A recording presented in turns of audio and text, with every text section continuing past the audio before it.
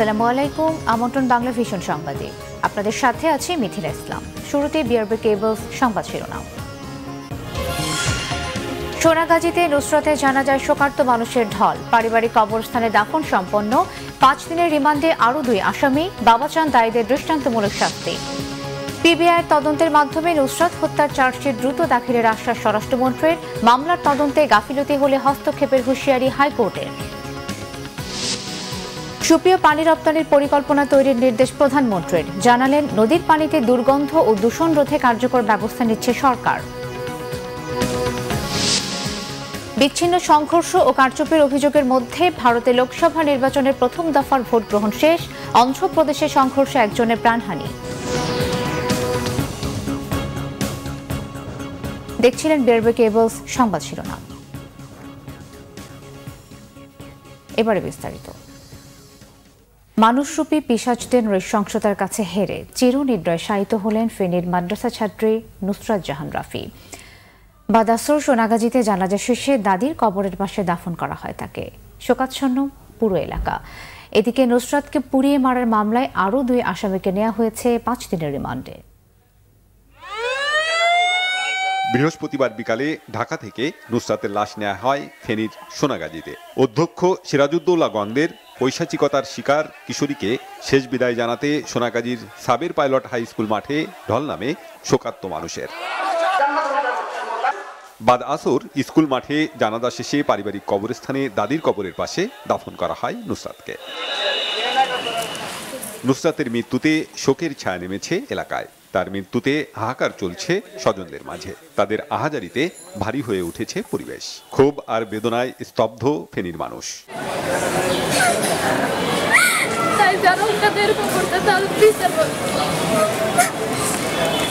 যারা আমার বোনের এরকম অবস্থা করছে তাদের কঠোর শাস্তি, তারপর আল্লাহ যেন আমার বোনকে জান্নাতের অধিবাসী করে দেয়। একই শাস্তি দেওয়া দরকার, ওদের গায়ে কেরোসিন ঢেলে আগুন দিয়ে পুড়িয়ে মারা দরকার। শিক্ষা নাই এর দুর্বৃত্তর যেন ফাঁসি হয়। আমাদের জন্য অত্যন্ত একটা জঘন্য ঘৃণিত কাজ, যেটা শুধু বাংলাদেশ না সারা বিশ্ব আজকে এটা ঘৃণা পোষণ করছে। পোড়ার যন্ত্রণা 5 দিন বয়ে অবশেষে বুধবার রাতে ঢাকা মেডিকেল কলেজ হাসপাতালের বার্ন ইউনিটে মারা যান প্রতিবাদী নুসরাত। এদিকে মাদ্রাসার অধ্যক্ষ সিরাজউদ্দৌলার ভাগ্নি উম্মে সুলতানা পপি ও মামলার এজাহারভুক্ত আসামি জোবায়ের আহমেদের 5 দিনের রিমান্ড মঞ্জুর করেছে আদালত। এ মামলায় এখনো পর্যন্ত 8 জনকে বিভিন্ন মেয়াদে রিমান্ডে নেওয়া হয়েছে। Bangla vision news desk.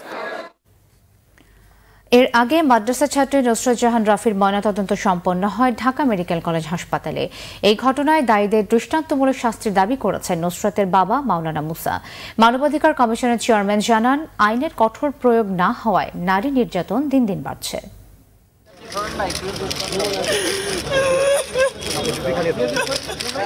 একমাত্র বোন নুসরাতকে হারিয়ে ভাইয়ের এমন আহাজারি।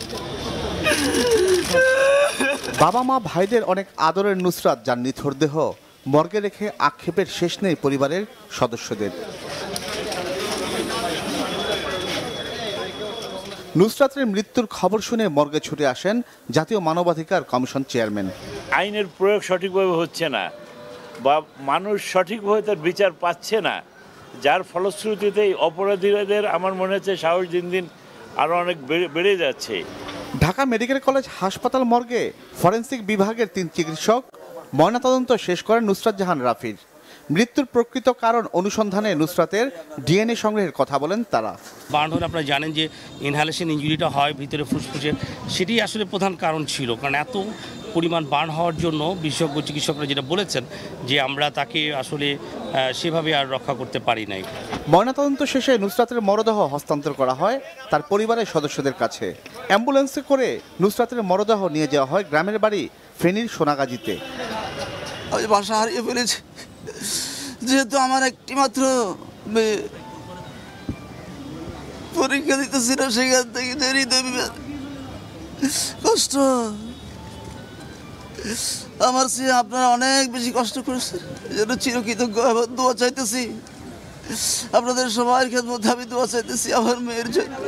গত 6 এপ্রিল ফেনীর সোনাগাজীর একটি মাদ্রাসায় আলিম পরীক্ষার্থী নুসরাত জাহান রাফির শরীরে কেরোসিন ঢেলে আগুন ধরিয়ে দেয় মাদ্রাসা অধ্যক্ষ সিরাজউদ্দৌলার পক্ষের দুর্বৃত্তরা। ঢাকা মেডিকেলে লাইফ সাপোর্টে ছিলেন তিনি। বুধবার রাত 9:30টার দিকে মারা যান নুসরাত। জিয়া খান, বাংলা ভিশন, ঢাকা। এদিকে স্বরাষ্ট্রমন্ত্রী আসাদুজ্জামান খান জানিয়েছেন, ফেনীর মাদ্রাসা ছাত্রী নুসরাতকে আগুনে পুড়িয়ে হত্যা মামলা তদন্ত করছে পিবিআই। খুব দ্রুত সময়ের মধ্যে চার্জশিট দেওয়া হবে। সচিবালয়ে একথা জানান তিনি। এ সময় আইনমন্ত্রী বলেন, চার্জশিট দেওয়ার পর মামলাটি দ্রুত বিচার ট্রাইব্যুনালে নিষ্পত্তি করা হবে এবং ঘটনাটা কি ঘটেছে সেই জন্য আমরা পিবিআই এটা এখন তদন্তভার নিয়েছেন। পিবিআইও এটা যত সম্ভব তাড়াতাড়ি এটার চার্জশিট প্রদান করবেন। আমরা এটাকে খুব সিরিয়াসলি নিয়েছি। কোনো আসামি কিংবা যারা এইখানে বিন্দুমাত্র জড়িত ছিল কেউ বাদ যাবে না। তাদের সবাইকে বিচারের মুখোমুখি আমরা করব। মামলা হয়েছে, মামলার তদন্ত শেষে একটা অভিযোগপত্র দিতে হবে। আমি আপনাদেরকে বলছি, এইরকম মামলা যখনই হবে এটাকে ফাস্ট ট্র্যাক করবে। আমি প্রসিকিউশনকে নির্দেশ দিব যাতে এটাকে ফাস্ট ট্র্যাক করা হয়। এ নিয়ে আমার মানে কোনো প্রশ্নেরই প্রয়োজন হবে। হ্যাঁ, দ্রুত বিচারে যদি প্রয়োজন হয় যাবে। অন্যদিকে ফেনীর নুসরাত জাহান রাফিকে আগুনে পোড়ানোর ঘটনার তদন্তে কোনো গাফিলতি দেখা দিলে হস্তক্ষেপ করবে উচ্চ আদালত। বিচারপতি শেখ হাসান আরিফের নেতৃত্বাধীন 2 বিচারপতির হাইকোর্টের বেঞ্চ বৃহস্পতিবার এই হুঁশিয়ারি দেন। ফেনীর মাদ্রাসা ছাত্রী নুসরাত জাহান রাফির হত্যা মামলার তদন্তে বিচার বিভাগীয় তদন্তের নির্দেশনা প্রার্থনা করেন সুপ্রিম কোর্টের আইনজীবী সৈয়দ সাইদুল হক সুমন। এ সময় আদালত জানায়, যেহেতু প্রধানমন্ত্রী বিষয়টা তদারকি করছেন এবং পিবিআই মামলাটি তদন্ত করছে, তাই এই বিষয়ে আপাতত কোনো সিদ্ধান্ত দেবে না হাইকোর্ট। তবে সাগররুনি, চট্টগ্রামের মিতু কিংবা কুমিল্লার তনুর মতো নুসরাতের মামলাটি যেন হারিয়ে না যায় সেটাই চান তারা। তদন্তে কোনো গাফিলতি বা অসামঞ্জস্য দেখা দিলে ব্যবস্থা নেবে উচ্চ আদালত এবং তদন্ত কার্যক্রম পর্যবেক্ষণ করা হবে বলেও জানিয়ে দেয় হাইকোর্ট। এবং এক্সপেক্ট করা হয় জায়গা থেকে যদি মানুষকে নিয়ে এক জায়গায় করেন, এটা তো জুরি সিস্টেমের যতগুলা সাক্ষী দেয়, এর মধ্যে যখন ভিকটিম নিজে সাক্ষী দেয়, পলিটিক্যাল ইনভলভমেন্ট বলেন, রিলিজিয়াস ইনভলভমেন্ট থাকে, যদি এই ক্ষেত্রে একজন এসআইয়ের পক্ষে এই সব সিস্টেমের বাইরে গিয়ে একটা তদন্ত, ফুল ফ্লেজেড একটা তদন্ত রিপোর্ট দেওয়া অনেক কঠিন। মাননীয় আদালত আমাদেরকে বললেন, যে কোনো পর্যায়ে যদি কোনো ধরনের গাফিলাতি হয় আপনারা আসবেন, আমরা ইন্টারফেয়ার করব। সুপ্রিয়, পানি রপ্তানির পরিকল্পনা প্রণয়নে সংশ্লিষ্টদের নির্দেশ দিয়েছেন প্রধানমন্ত্রী শেখ হাসিনা। নদীর পানিতে দুর্গন্ধ ও দূষণ রোধে সরকার কার্যকর ব্যবস্থা নিচ্ছে বলেও জানান তিনি। বিশুদ্ধ পানির অপচয় না করে মিতব্যয়ী হতে জনগণের প্রতি অনুরোধ জানান প্রধানমন্ত্রী। পানি সংরক্ষণ ও ব্যবহারে গণসচেতনতা তৈরি করতে 22শে মার্চকে বিশ্ব পানি দিবস ঘোষণা করে জাতিসংঘ। আর বিশ্বের সাথে তাল মিলিয়ে দেশেও পালন করা হচ্ছে বিশ্ব পানি দিবস। দিবসের আলোচনায় প্রধানমন্ত্রী পানির গুরুত্ব তুলে ধরে পানির উৎস ও এর প্রবাহ বজায় রাখার তাগিদ দেন। নদী দূষণ রোধে সবাইকে এগিয়ে আসার আহ্বানও জানান প্রধানমন্ত্রী। আমাদের জন্য বন্যা যেমন দুর্ভোগ নিয়ে আসে, বন্যা কিন্তু আশীর্বাদও। যেবার বন্যা হয় তারপরেই কিন্তু আমাদের ফসল খুব ভালো ফসল হয়। পৃথিবীর বহু দেশ আছে যেখানে তাদের পান করার পানির অভাব। সেদিক থেকে আমরা মনে করি যে আমরা বাংলাদেশের মানুষ সত্যি আল্লাহর আশীর্বাদ পুষ্ট, কারণ আমাদের এখানে পানির কোনো অভাব নাই। কিন্তু সেই পানিকে যথাযথ ব্যবহার করে যে সমস্ত দেশে মানে পানির অভাব, বরং সেই সব দেশে আমরা পানি দিতেও পারবো ইনশাআল্লাহ ভবিষ্যতে। সেভাবে আমাদের একটা পরিকল্পনা থাকা প্রয়োজন। প্রধানমন্ত্রী বলেন, আলোচনার মাধ্যমে প্রতিবেশী দেশের কাছ থেকে যৌথ নদীর হিস্সাও সমাধান সম্ভব। পানির অপচয় রোধে সচেতন থাকার পরামর্শ দেন বঙ্গবন্ধু কন্যা। 1 লিটার পানি পরিশুদ্ধ করতে যে টাকা খরচ হয় সেটা বোধহয় অনেকের ধারণাই নাই। কিন্তু পানি ব্যবহারের সময় আমাদের সবাই মিতব্যয়ী হয় না। কল খোলা রেখে দিয়ে গায়ে সাবান মাখাচ্ছে তো মাখাচ্ছেই, কল খোলা রেখে দিয়ে দাঁত ব্রাশ হচ্ছে তো হচ্ছেই। বা আমি ছেলেদের বলতে চাই যে কল খুলে রেখে দাড়ি কাটছে তো কাটছেই। অসুবিধা কি? একটু মগ ব্যবহার করেন। যারা সাধারণ আমরা প্লাস্টিকের মগ আর যদি কেউ একটু উচ্চবিত্ত থাকেন, ওতে যদি প্রেস্টিজে লাগে, বড় বড় ব্যবসায়ীদের লাগতেও পারে, তাহলে আপনারা একটা ক্রিস্টালের মগ কিনে নেন, দামি জিনিস কেনেন, কিন্তু আমার পানি নষ্ট করেন না। নদী মরার পথে সেগুলো আমরা রক্ষা করার চেষ্টা করে যাচ্ছি। সেখানে আমি বলবো, থালবাটি ধুচ্ছে তো ধুচ্ছে, কল খোলা, কাপড় কাচছে তো কাছে, কল খোলা, এটা না, দরকারে বালতি ব্যবহার করেন, পানি ব্যবহার করেন, পানি ব্যবহার সুবিধা দরকার। আমি কিন্তু নিজে, যেহেতু আমি বলি সেটা আমি নিজে মেনে চলি। আমি কিন্তু আমার সাথে বালতি দিয়ে আমি রাখি, কারণ আমি যখন কাউকে একটা কথা বলবো, উপদেশ দেবো, আগে তো আপনি আচরি ধর্ম পরকে শিখাও, এটাই বলে। তা আগে তো নিজে ব্যবহার করতে হবে, কারণ আমি এটা মেনে চলি। কাজে আমি এটা চাই যে এত টাকা দিয়ে পানি পরিশুদ্ধ করে দিচ্ছি, এটা যেন অপচয় না হয়। সবার চেষ্টায় পানির ব্যবস্থাপনার মাধ্যমে সুপেয় পানি নিশ্চিত করা সম্ভব বলেও জানান প্রধানমন্ত্রী শেখ হাসিনা। জয় বাংলা। সৈয়দ আব্দুল মুহিত, বাংলা ভিশন, ঢাকা। তথ্যমন্ত্রী ডক্টর হাসান মাহমুদ বলেছেন, সরকার বেগম খালেদা জিয়াকে প্যারোলে মুক্তি দেওয়ার চিন্তা করছে না।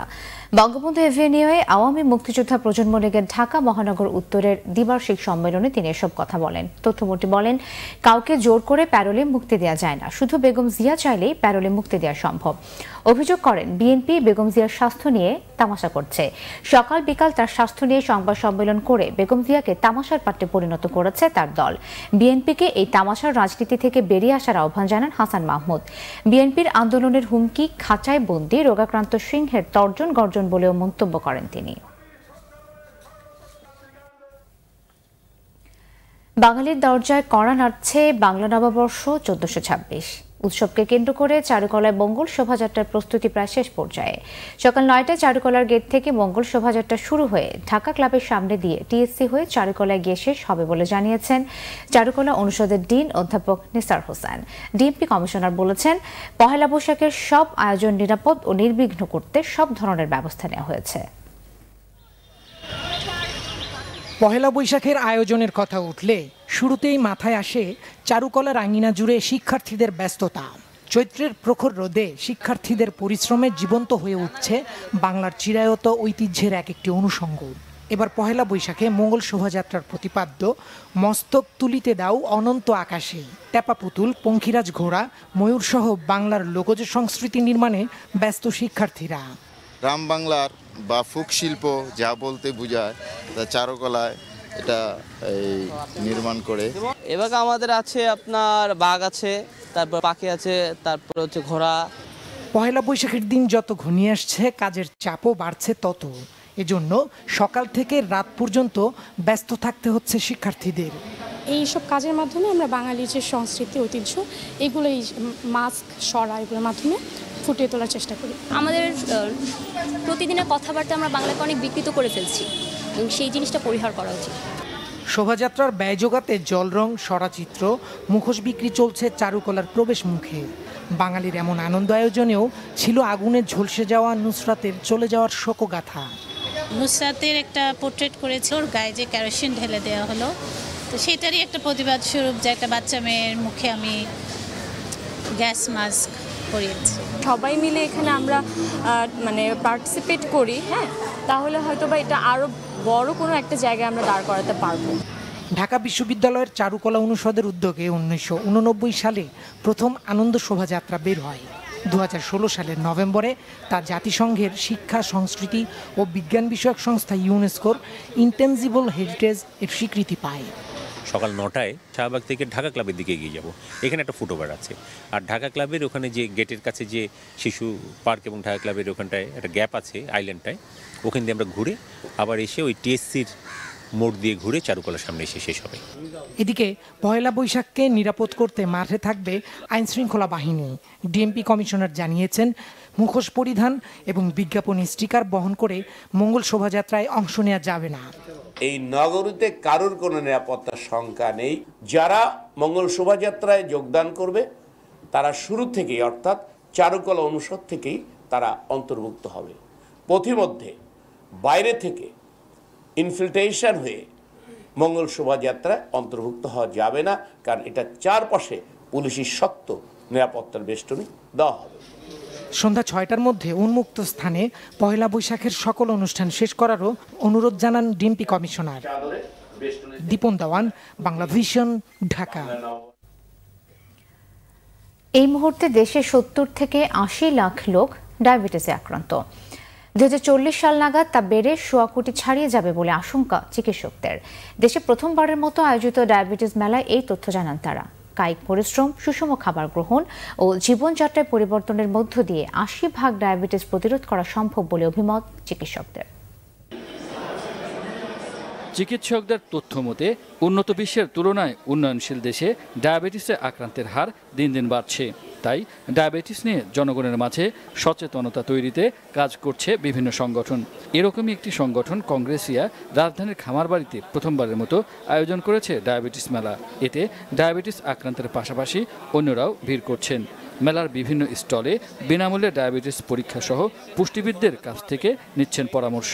প্রথমবারের মতো আয়োজিত ব্যতিক্রমী এই মেলা জনসচেতনতা তৈরিতে ইতিবাচক ভূমিকা রাখবে বলে মনে করছেন দর্শনার্থীরা। মেলাটা খুব ভালো একটা রাখবে, এই অবদান রাখবে ডায়াবেটিস পেশেন্টদের জন্য। স্টল ঘুরে ঘুরে দেখতে এবং সেমিনার থেকে ইনফরমেশন কালেক্ট করে আমি আমার ক্যারিয়ারে বিল্ড আপ করতে চাই এবং এই ডায়াবেটিস নিয়ে ভবিষ্যতে কাজ করতে চাই। ডায়াবেটিস রোগীর সংখ্যা বেড়ে যাচ্ছে, এই কারণে ডায়াবেটিস সচেতনতা বৃদ্ধির জন্য এ ধরনের মেলা তৈরি করা এবং জনগণদের মধ্যে অ্যাওয়ারনেস তৈরি করার জন্য খুবই দরকার। চিকিৎসকরা জানাচ্ছেন দ্রুত নগরায়নের ফলে মানুষের মধ্যে কায়িক পরিশ্রম কমে যাওয়ায় বাড়ছে ডায়াবেটিস আক্রান্তের হার। তাই সব বয়সী মানুষকেই এ নিয়ে সচেতন হবার পরামর্শ তাদের। এটা শতকরা 70 থেকে 80% সম্পূর্ণ প্রতিরোধযোগ্য। প্রতিরোধকারী কারণ জীবনব্যাপী রোগটা একবার হলে রোগটা আজীবন থাকবে, সেজন্য অত্যন্ত ব্যয়বহুল। সুতরাং আমাদের সবার নৈতিক, ধর্মীয়, রাষ্ট্রীয় যত রকম কর্তব্য মনে করুন না কেন, সব রকম কর্তব্য এটা প্রতিরোধ করা। এখানে 70 থেকে 80 লক্ষ রোগী মানুষ ডায়াবেটিসে আক্রান্ত আছে। 2040 সনে প্রায় এটা ডাবল হবে। তার মানে 1,20,00,000 মতো লোক মানুষ আমাদের এক রোগে আক্রান্ত হবে। সুশৃঙ্খল জীবনযাপন করতে পারে, খাদ্যাভ্যাস পরিবর্তন করে সুষম খাদ্য খেতে পারে এবং কায়িক পরিশ্রম বাড়াইতে পারে। অন্তত দিনের পক্ষে প্রতিদিন আধা ঘন্টা আমি হাঁটি, দৌড়াই, যেখানে পারি না কেন, তাহলে আমার ওজনটাও স্বাভাবিক থাকবে, আমি এই রোগটাকে প্রতিরোধ করতে পারবো। আগামী 13 তারিখ পর্যন্ত চলবে এই মেলা। ইমরুল কায়েস, বাংলা ভিশন, ঢাকা। দিনভর বিচ্ছিন্ন সহিংসতা, সংঘর্ষ আর কারচুপির অভিযোগের মধ্য দিয়ে ভারতে শেষ হলো লোকসভা নির্বাচনের প্রথম দফার ভোট নেওয়া। নির্বাচনী সহিংসতায় অন্ধ্রপ্রদেশে একজনের মৃত্যুর খবর পাওয়া গেছে। এছাড়া বিভিন্ন জায়গায় কারচুপির ও ইভিএম নষ্টের অভিযোগ পাওয়া গেছে। বিস্তারিত ডেস্ক রিপোর্টে। সকাল থেকে দীর্ঘ লাইনে দাঁড়িয়ে উত্তরপ্রদেশের গাজিয়াবাদ শহরের এই কেন্দ্রে ভোট দেন ভোটাররা। বৃহস্পতিবার প্রথম দফার ভোট নেওয়ার মধ্য দিয়ে শুরু হলো বিশ্বের সবচেয়ে বড় নির্বাচনী কর্মযজ্ঞ। বেলা বাড়ার সাথে সাথে বৃদ্ধি পায় ভোটার উপস্থিতি। তবে সব কেন্দ্রের পরিস্থিতি এতটা শান্ত ছিল না। অন্ধ্রপ্রদেশের অনন্তপুরে দুপক্ষের তীব্র সংঘর্ষে নিহত হয়েছে তেলুগু দেশম পার্টির এক কর্মী। এই রাজ্যের 362টি ইলেকট্রনিক ভোটিং মেশিনই বিকল হয়ে পড়েছে বলে জানিয়েছেন অন্ধ্রের প্রধান নির্বাচনী কর্মকর্তা। এছাড়া ছত্তিশগড়ে বোমা হামলা চালিয়েছে মাওবাদীরা, তবে কারো হতাহতের খবর পাওয়া যায়নি। কড়া নিরাপত্তায় ভোট নেওয়া হয় বিরোধপূর্ণ জম্মু ও কাশ্মীরের 2টি আসনে। তবে সেখানকার মুসলিম নেতারা ভোট বর্জন করায় ভোটার সংখ্যা ছিল কম। পশ্চিমবঙ্গের 42টি আসনের মধ্যে বৃহস্পতিবার ভোট হয় কোচবিহার এবং আলিপুরদুয়ারে। প্রথম দফায় 18 রাজ্য এবং 2টি কেন্দ্রশাসিত অঞ্চলে লোকসভা ছাড়াও 4 রাজ্যে বিধানসভা নির্বাচনে ভোট নেওয়া হয়। এ দফায় সবচেয়ে বেশি ভোট নেওয়া হয় অন্ধ্রপ্রদেশের 25টি আসনে। আন্দামান নিকোবর, অন্ধ্রপ্রদেশ, অরুণাচল, লক্ষদ্বীপ সহ 10টি রাজ্যের সবকটিতেই একদিনে সব আসনে ভোট নেওয়া শেষ হয়েছে। তবে উত্তরপ্রদেশ, জম্মু কাশ্মীর, ছত্তিশগড় সহ বাকি 10টিতে কয়েক দফায় ভোট নেওয়া হবে। এবারে নির্বাচনকে দেখা হচ্ছে প্রধানমন্ত্রী নরেন্দ্র মোদীর গ্রহণযোগ্যতা যাচাইয়ের নির্বাচন হিসেবে। জনমত জরিপগুলোতে ক্ষমতাসীন বিজেপি এগিয়ে থাকলেও আঞ্চলিক দলগুলো মোদীর জন্য হুমকি হয়ে উঠতে পারে। তবে শেষ পর্যন্ত দিল্লির মসনদে কে আসে তা জানতে অপেক্ষা করতে হবে 23 মে ফলাফল ঘোষণার দিন পর্যন্ত। রিফাত জামান, বাংলা ভিশন নিউজ ডেস্ক। নিচ্ছে সিবিসি টাইমস সংবাদ বিরতি, সাথেই থাকুন, এরপর জানিয়ে ফিরছি। জাতির যে কোনো প্রয়োজনে সহযোগিতা দিতে প্রস্তুত সেনাবাহিনী, বলেছেন সেনাপ্রধান জেনারেল আজিজ আহমেদ। আলোচনা করে প্রথম ধাপে শহরাঞ্চলে এবং পরে গ্রামে টেলিভিশন কেবল নেটওয়ার্ককে ডিজিটালাইজড করা হবে, আশ্বাস তথ্যমন্ত্রীর।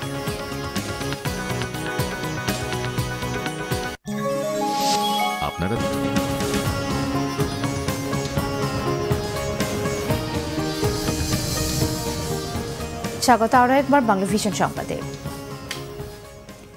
জাতির যে কোনো প্রয়োজনে সেনাবাহিনী সহযোগিতা দিতে প্রস্তুত জানিয়েছেন সেনাপ্রধান জেনারেল আজিজ আহমেদ। বৃহস্পতিবার দুপুরে সৈয়দপুর সেনানিবাসে 6টি ইউনিটের রেজিমেন্টাল কালার প্রদান অনুষ্ঠানে তিনি কথা বলেন। দেশের সার্বিক উন্নয়নের অংশ হিসেবে সেনাবাহিনীকে আধুনিকায়ন করা হচ্ছে বলে জানান সেনাপ্রধান। তিনি বলেন, সেনা সদস্যরা এর মধ্যে প্রাকৃতিক দুর্যোগ মোকাবেলা সহ যোগাযোগ ও অবকাঠামো উন্নয়নে ভূমিকা রেখেছেন। আগামীতেও সেনাবাহিনীর এই ভূমিকা অব্যাহত থাকবে। অনুষ্ঠানে 66 পদাতিক ডিভিশনের জিওসি, উচ্চ পদস্থ সামরিক ও বেসামরিক কর্মকর্তারা উপস্থিত ছিলেন।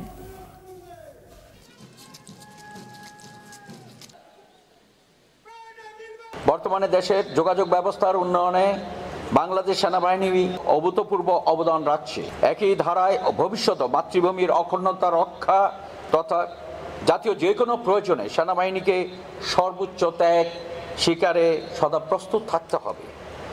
সেনাবাহিনীর সকলকে সম্মিলিত প্রচেষ্টায় দেশ মাতৃকা যে কোনো প্রয়োজনে এগিয়ে আসতে হবে। দেশের কেবল নেটওয়ার্ক পরিচালনাকারীদের সাথে আলোচনা করে প্রথম ধাপে শহরাঞ্চলে এবং পরে গ্রামে টেলিভিশন কেবল নেটওয়ার্ককে ডিজিটালাইজ করা হবে বলে জানিয়েছেন তথ্যমন্ত্রী হাসান মাহমুদ। বৃহস্পতিবার সচিবালয়ে কেবল অপারেটর অ্যাসোসিয়েশন অব বাংলাদেশের সমন্বয় পরিষদের নেতাদের সাথে এক বৈঠকে তিনি এই তথ্য জানান। তথ্যমন্ত্রী বলেন, বাংলাদেশের কেবল নেটওয়ার্কগুলো এখনও ডিজিটালাইজড হয়নি, এই জন্য অনেক সমস্যার সৃষ্টি হচ্ছে। কোয়াবের সাথে আলোচনা করে প্রথমে শহরাঞ্চলে একটি নির্দিষ্ট সময়ে কেবল নেটওয়ার্ক ডিজিটালাইজড করা হবে, এরপর গ্রামে ডিজিটালাইজ করা হবে। তিনি বলেন, 1 এপ্রিল থেকে বিদেশি চ্যানেলে বিজ্ঞাপন প্রচার না করার জন্য নির্দেশ দেওয়া হয়েছিল। তারপরও বিজ্ঞাপন প্রচার করায় পরিবেশ সংস্থাগুলোকে কারণ দর্শানোর নোটিশ দেওয়া হয়। সেই নোটিশের প্রাথমিক জবাব দিয়ে বিস্তারিত জানাতে তারা আরও 15 দিন সময় চেয়েছে। একই সঙ্গে এই দুটি প্রতিষ্ঠান বলছে, বিদেশি চ্যানেলে বিজ্ঞাপন প্রচার বন্ধের জন্য কেবল অপারেটরের গুরুত্বপূর্ণ ভূমিকা রয়েছে। এ বিষয়ে কোয়াবের সাথে আলোচনা হবে।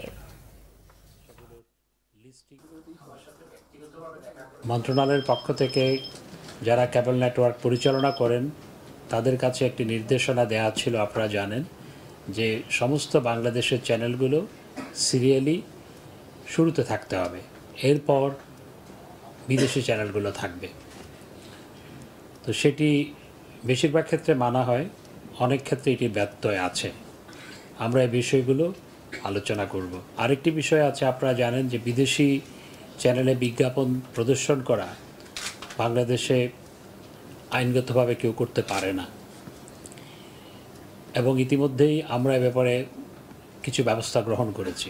আমাদের দেশেও এটাকে ডিজিটাল করতে হবে। এই জন্য আজকে কেবল নেটওয়ার্ক যারা পরিচালনা করেন তাদের সাথে আলোচনা করে আমরা প্রথমে দেশের শহরাঞ্চলে ডিজিটাল করার একটা সময় আমরা তাদের সাথে আলোচনা করে বাস্তবসম্মত একটা সময় নির্ধারণ করব, এবং গ্রামেও কীভাবে কতদিন সময় লাগতে পারে সেটা আলোচনা করে আমরা একটা সময় নির্ধারণ করব।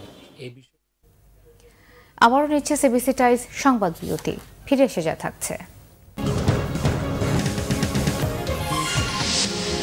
উইকিলিক্সের প্রতিষ্ঠাতা জুলিয়ান অ্যাসাঞ্জকে যুক্তরাজ্যের ইকুয়েডর এম্বাসি থেকে গ্রেফতার করেছে ব্রিটিশ পুলিশ। ইনজুরিতে পড়েছেন মুস্তাফিজ, গুরুতর না হলে 2 সপ্তাহ থাকতে হবে বিশ্রামে, বললেন বিসিবি চিকিৎসক।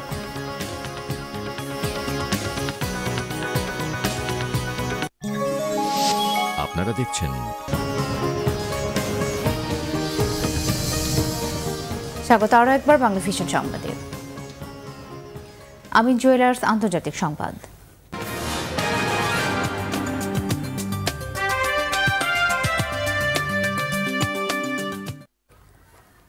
উইকিলিক্সের প্রতিষ্ঠাতা জুলিয়ান অ্যাসাঞ্জকে যুক্তরাজ্যের ইকুয়েডর দূতাবাস থেকে গ্রেফতার করেছে ব্রিটিশ পুলিশ। 2012 থেকে ইকুয়েডরে রাজনৈতিক আশ্রয়ের জন্য আবেদন জানিয়ে আসছিলেন অ্যাসাঞ্জ।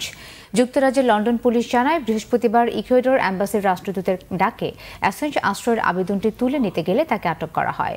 পরে তাকে কেন্দ্রীয় লন্ডন পুলিশ স্টেশনে নেওয়া হয়েছে। তাকে ওয়েস্টমিনিস্টার ম্যাজিস্ট্রেট কোর্টে নেওয়ার কথা রয়েছে। ইকুয়েডরের প্রেসিডেন্ট লেনিন মোরেনোর জানান, ব্রিটিশ সরকার নিশ্চিত করলে ভিন্ন দেশের শাস্তিযোগ্য বা মৃত্যুদণ্ডের আসামি অ্যাসাঞ্জকে ইকুয়েডরে আশ্রয় দেওয়া হবে না। ইকুয়েডরের প্রেসিডেন্ট মোরেনোর ব্যক্তিগত তথ্য ফাঁস করার জেরেই তিনি অ্যাসাঞ্জের রাজনৈতিক আশ্রয়ের আবেদনটি বাতিল করেছেন বলে অভিযোগ রয়েছে। এদিকে জুলিয়ান অ্যাসাঞ্জকে রাজনৈতিক আশ্রয় প্রদান না করে ইকুয়েডর আন্তর্জাতিক আইন ভঙ্গ করেছে বলে অভিযোগ করেছে উইকিলিক্স জানিয়ে। সোনাগাজীতে নুসরাতের জানাজায় শোকার্ত মানুষের ঢল। পারিবারিক কবরস্থানে দাফন সম্পন্ন। বাবাজান দায়ীদের দৃষ্টান্তমূলক শাস্তি, 5 দিনের রিমান্ডে আরও 2 আসামি। পিবিআইয়ের তদন্তের মাধ্যমে নুসরাত হত্যার চার্জশিট দ্রুত দাখিলের আশ্বাস স্বরাষ্ট্রমন্ত্রীর। মামলার তদন্তে গাফিলতি হলে হস্তক্ষেপের হুঁশিয়ারি হাইকোর্টের। সুপেয় পানি রপ্তানির পরিকল্পনা তৈরির নির্দেশ প্রধানমন্ত্রীর। জানালেন, নদীর পানিতে দুর্গন্ধ ও দূষণ রোধে কার্যকর ব্যবস্থা নিচ্ছে সরকার। বিচ্ছিন্ন সংঘর্ষ ও কারচুপির অভিযোগের মধ্যে ভারতে লোকসভা নির্বাচনের প্রথম দফার ভোট গ্রহণ শেষ। অন্ধ্রপ্রদেশে সংঘর্ষে একজনের প্রাণহানি।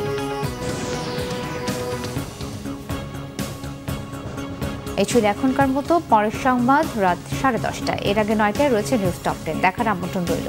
এছাড়া ফেসবুকে বাংলাভিশন সংবাদ সরাসরি দেখতে লগ ইন করতে পারেন facebook.com/বাংলাভিশনে। এতক্ষণ সাথে থাকায় ধন্যবাদ সবাইকে।